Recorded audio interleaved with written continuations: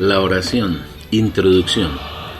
No hay duda de que el tema más fascinante para un hijo de Dios es el de la oración,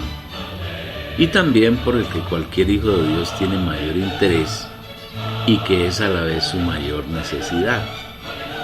Desde el comienzo de la Iglesia y a partir del invento de la imprenta, se han escrito millones de páginas y utilizado verdaderos ríos de tinta, y un sinnúmero de autores cristianos se han dedicado a plasmar en esas páginas sus pensamientos acerca de la oración. Sin embargo, es difícil encontrar en ese mar de palabras algunas que realmente ayuden a los creyentes a tener una oración genuina que sea del agrado del Señor. A pesar de que el Señor en la Biblia registró muchas oraciones que pueden servir de modelo, no para repetirlas, sino para encontrarles la sustancia que el Señor ha querido plasmar en ellas, y no obstante que el Señor Jesús nos enseñó a orar, no hay actividad más equivocada y lejana a la realidad que la oración de los cristianos. Este hecho es real porque entre los cristianos no hay revelación ni visión, debido a que en los miles de iglesias que existen en la tierra, los feligreses no han sido enseñados a buscar en el Señor revelación de su palabra, sino que toman la Biblia de acuerdo con las letras, pero no se sumergen en el Señor para encontrar las revelaciones profundas que Él ha establecido en su palabra. Cualquier actividad de un hijo de Dios debe tener un punto de partida que es único, y fuera de él todo lo que se haga es perdido. Ese punto de partida es la revelación que se da en el espíritu humano del creyente, cuando éste se propone entrar en comunión con el Señor. Toda actividad que no tenga este punto de partida es vacío. El Señor no lo reconoce y el creyente nunca alcanzará meta alguna. Antes de que el Señor nos enseñase a orar, corrigió dos errores que son comunes en la oración de los cristianos: la hipocresía y las vanas repeticiones. Estos dos errores los hemos abordado en el capítulo 1 del libro. En los dos primeros capítulos hablamos de cuál es el tema que debemos tener en la oración, si en realidad tenemos el propósito de tener oraciones conforme al Espíritu y que sean agradables al Señor, con base en la oración modelo que Él les enseñó a los discípulos después de que los orientó a evitar las oraciones de hipocresía y de vanas repeticiones que son muy comunes entre los llamados cristianos contemporáneos. El Señor en su misericordia nos ha llevado a tomar cada una de las frases contenidas en ese modelo de oración y nos ha revelado pormenores de cada palabra que profirió cuando enseñó a sus discípulos a orar. No podemos hacer lo que ha hecho el catolicismo del llamado Padre Nuestro, repitiéndolo diariamente miles de veces, sin tener la más pequeña realidad de las maravillas que contiene esa oración modelo, y así convierten sus oraciones en una actitud que es ofensiva y burlesca para el Señor. Además añaden un poco de rezos que contienen invocaciones a ídolos en la forma de vírgenes, santos y beatos. Esta es una forma muy eficaz que encontró Satanás para burlarse del Señor, llevando a los más de 1.000 millones de católicos, romanos y ortodoxos que hay en la tierra a tener un poco de rezos mentirosos, haciendo que sus feligreses crean que esa es la forma de oración que a Dios le agrada. Por el lado protestante, los correligionarios de los millones de grupos que hay en la tierra han hecho de la oración un estereotipo que está lejos de ser una oración que proviene del Espíritu mezclado con el Espíritu Santo, y que en consecuencia se convierte en una oración propia de los gentiles, basada en repeticiones inútiles que Dios no puede soportar. En los dos capítulos mencionados, el Señor ha tenido la misericordia de mostrarnos cuál debe ser el tema central de la oración que a Él le agrada,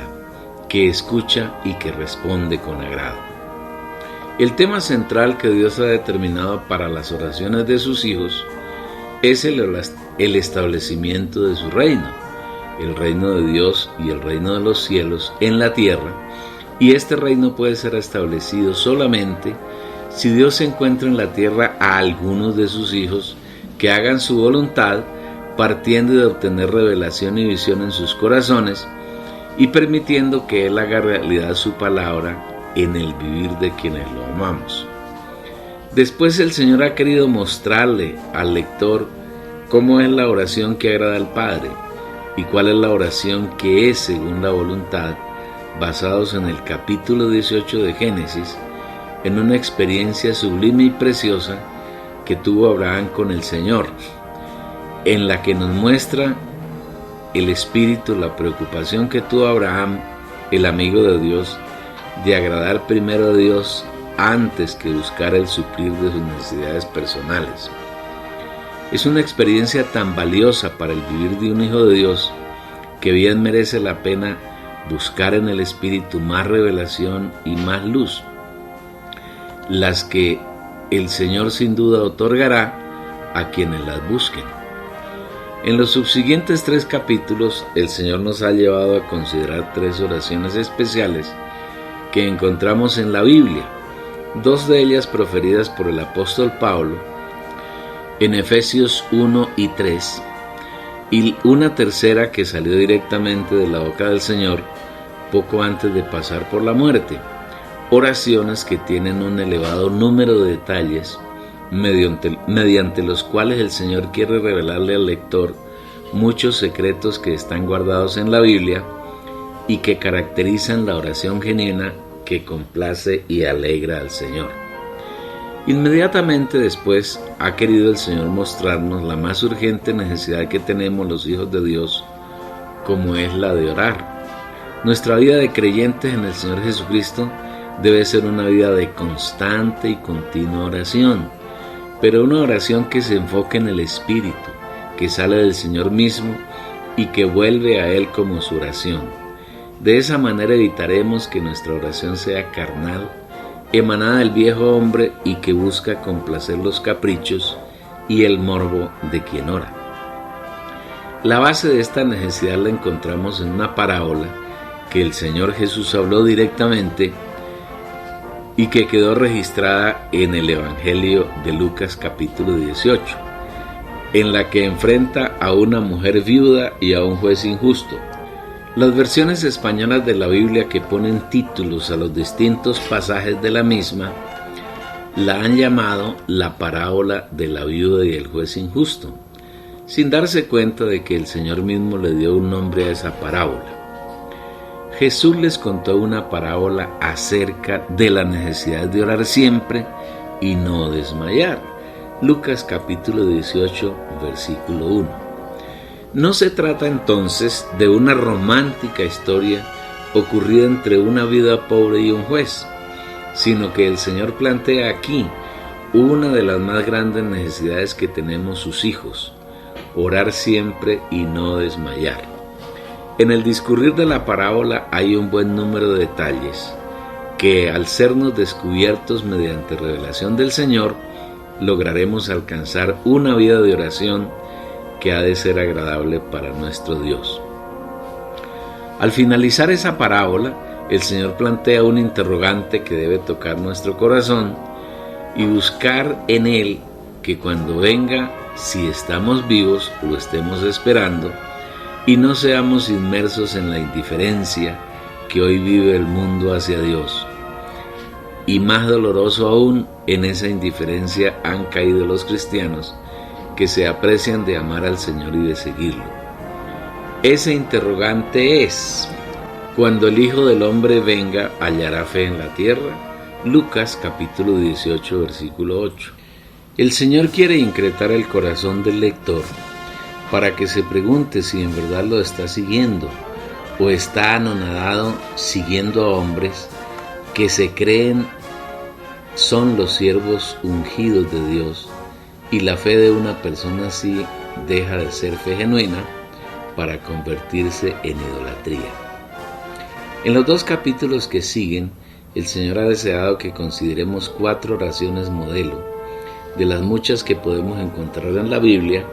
para que, basados en los principios que Él establece, podamos orar de acuerdo con la voluntad del Señor y nuestras oraciones, como el incienso de Apocalipsis 5, versículo 8 y capítulo 8, versículos 3 y 4, lleguen al trono del Señor y Él tenga una base sólida para operar en la tierra y sus habitantes.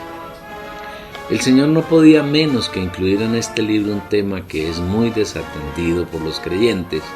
como es el ayuno, y se han tomado 2 capítulos para hablar con alguna profundidad cómo es el verdadero ayuno que el Señor ha determinado en su iglesia. Finalmente, no era posible ignorar un tema muy controvertido entre los cristianos, como es el diezmo y las ofrendas,